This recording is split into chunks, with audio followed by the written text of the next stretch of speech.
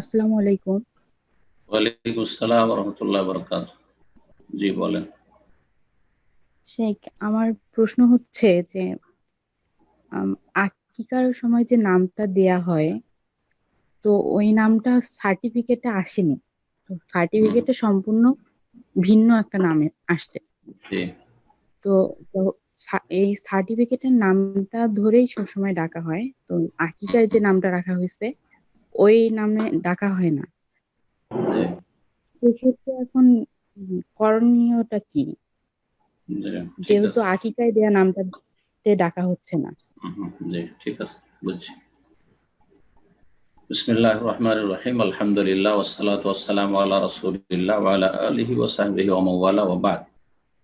প্রথম প্রশ্ন করেছেন যে আকিকার সময় যে নাম রাখা হয়েছে সেই নাম দিয়ে ওই ব্যক্তিকে যার আকিকা দেওয়া হয়েছে সেই পরবর্তীতে সেই নামে তার সার্টিফিকেট নেই বা তাকে সেই নামে ডাকা হয় না, তাহলে এটা সম্পর্কে শরীয়ত কি বলে? কোনো অসুবিধা নাই ইনশাআল্লাহ। আকিকায় যে নাম দেবেন সেই নামেই ডাকতে হবে এবং সেই নামে বহাল রাখতে হবে, এটাও জরুরি না। নাম যতই পরিবর্তন করেন ব্যক্তি পরিবর্তন হয় নাই। সুতরাং যার জন্য আকিকা হয়েছে ওই ব্যক্তির জন্য, নামের ওপর আকিকা হয়নি, ওই ব্যক্তির ওপর আকিকা হয়েছে। ইন্নামাল আমাল ও বিন্নিয়াত, মানুষের আমল কর্ম নির্ভরশীল নিয়তের উপর। আর নিয়ত আছে যে অমুক ছেলেটা আর আকিকা, সেই ছেলেটার নাম বাল্য জীবনে আব্দুল্লাহ ছিল, আর পরে আর কিছু হয়েছে, অসুবিধা নেই। তবে ভালো থেকে মন্দর দিকে যাবেন না, নামে মন্দর দিক থেকে ভালো যাবেন। যদি পরিবর্তন করতে হয় একাধিকবার কয়েকবার করে আপনি নাম পরিবর্তন করতে পারেন যে কোনো কারণে, কিন্তু মন্দ থেকে ভালোর দিকে যাবেন। সবচাইতে ভালো নাম আব্দুল্লাহ, আব্দুর রহমান, আহমদ, মোহাম্মদ। আর এগুলোর নাম প্রথম ছিল আর পরে নাম রেখে দিলেন বাদল আর অমুক, সুমন আর সুজন। না না না না, এগুলো এগুলো ভালো পরিচয় নাই। তো নামটা মন্দ থেকে ভালোর দিকে যাওয়ার চেষ্টা করবেন, ভালো থেকে মন্দর দিকে নয়। জাযাকুমুল্লাহু খাইর। আসসালামু আলাইকুম শেখ। ওয়ালাইকুম আসসালাম ওয়া রাহমাতুল্লাহি ওয়া বারাকাতুহু। জি ভাই শেখ, বলেন। আমার ছোট ছোট দুইটা প্রশ্ন ছিল শেখ। হুম, প্রথমটা হইলো, ধরেন আমি শেখ আজকে ছুটি বাসায় আছি। তো আমি যদি ওই যে ইশরাক চাস্তার আওয়াবিনের নামাজটার সম্পর্কে প্রশ্নটা আমার, যদি আমি হুম। ইশরাকের নামাজটা পড়ি, মানে প্রথমটা সূর্য ওঠার পরে যেটা 15-20 মিনিট পরে যেটা পড়ে, এইটা পড়লে কি আমার কি ওই দিনের জন্য ওইটা হয়ে গেল, নাকি চাস্তেরটাও পড়তে হবে আওয়াবিনেরটাও পড়তে হবে যদি চাই আর কি?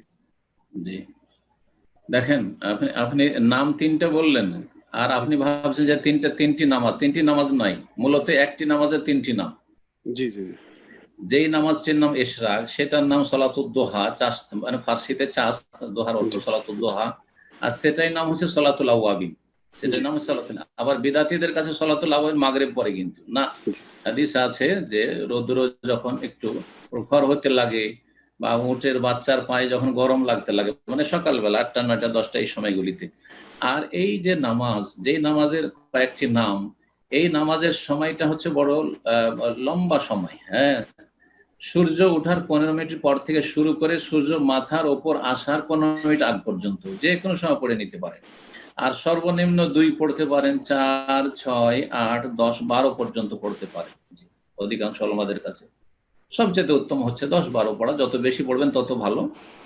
আর যদি আপনি 2 পড়েন তো ইনশাআল্লাহ আপনার শরীরের 360টি অঙ্গের পক্ষ থেকে সাদাকা হয়ে যাবে বা কাফারা হয়ে যাবে ইনশাআল্লাহ। জি, ওই দিনের সাদাকা। আচ্ছা শেখ, আরেকটা ছোট প্রশ্ন ছিল। বলেন। আচ্ছা শেখ, ওই যে আমরা যে রাত্রে যখন ঘুমাই, ঘুমানোর সময় যতটুকু সুন্নাহ অনুযায়ী দোয়াগুলি আছে আমরা পইরা ঘুমাই, বিছানায় ঘুমাই। তো হুম। এখন দেখা যায় রাতে অনেকবার ঘুম ভাঙে, ঘুম ভাঙা বাথরুমে যাই বা অন্য কোনো কাজ কইরা যাই হোক, বিছানায় যখন আবার আসি তখন কি ওই দোয়াগুলিকে আবার পড়তে হবে?